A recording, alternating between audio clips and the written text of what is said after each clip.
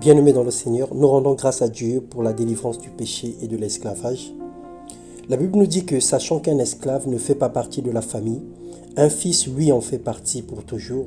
Si donc c'est le Fils qui vous donne la liberté, alors vous serez vraiment des hommes libres. Que le Seigneur vous bénisse. Le thème de notre méditation ce matin, un pas vers la liberté. La première démarche pour vaincre le péché consiste à passer de l'étape de croyant à l'étape de disciple. Faire de Jésus-Christ son maître et du Saint-Esprit son enseignant et en demeurant sous sa discipline. Lorsque nous lisons dans Romains le chapitre 12, le verset 2, la Bible déclare « Ne vous conformez pas au siècle présent, mais soyez transformés par le renouvellement de l'intelligence, afin que vous discerniez quelle est la volonté de Dieu, ce qui est bon, agréable et parfait. » Le renouvellement de l'intelligence spirituelle signifie simplement le changement de mentalité, le remplacement des mensonges du diable par la vérité dans notre esprit, le passage de l'ignorance vers la connaissance en marchant par le guide du Saint-Esprit ou par l'entremise du Saint-Esprit, comme le Psaume 119, le verset 130 nous le dit. Dans Jean 3, le verset 8, la Bible déclare « Marcher selon l'Esprit » veut simplement dire laisser l'Esprit Saint diriger et conduire une vie, orienter nos pensées et guider nos émotions. L'homme spirituel est le contraire de l'homme animal. L'homme animal marche selon son instinct, selon ses passions, tandis que l'homme spirituel est conduit par la parole de Dieu.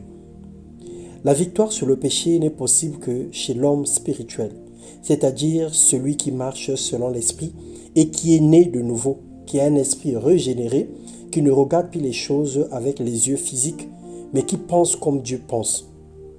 Car il n'accomplit pas les désirs de la chair, nous relate Galates 5,16. Approchons-nous de Dieu avec assurance, repentons-nous sincèrement et acceptons sa parole pour être délivrés définitivement du péché et de toute forme d'esclavage, de toute forme de liens, de toute forme de situations qui nous tiennent esclaves, qui nous tiennent captifs et qui nous retiennent esclaves de Satan.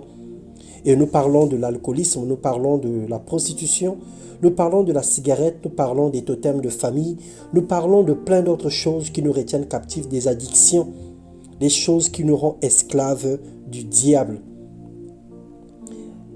Dieu nous encourage à fermer tous les accès pour empêcher l'ennemi d'avoir emprise sur nos vies, de créer des conditions pour vivre une liberté sans pareil. Dieu nous a affranchis. Le Seigneur a payé le prix pour notre liberté. Alors ne sois plus esclave de qui que ce soit ou de quoi que ce soit. Sors de l'esclavage et refuse d'être sous l'emprise de Satan. Refuse d'être dans une cage. Refuse d'être encerclé par une vie qui ne glorifie pas le Seigneur, par la débauche et toute autre chose qui nous emprisonne et qui nous rend captifs. Seigneur, délivre-nous définitivement des œuvres qui nous retiennent captifs dans le nom de Jésus-Christ. Nous refusons la vie en dents de scie et nous refusons de tomber et de se relever régulièrement. Nous voulons mener une vie en flèche et nous voulons mener une vie expansive. Nous voulons aller de l'avant et voir ta gloire se manifester dans notre vie.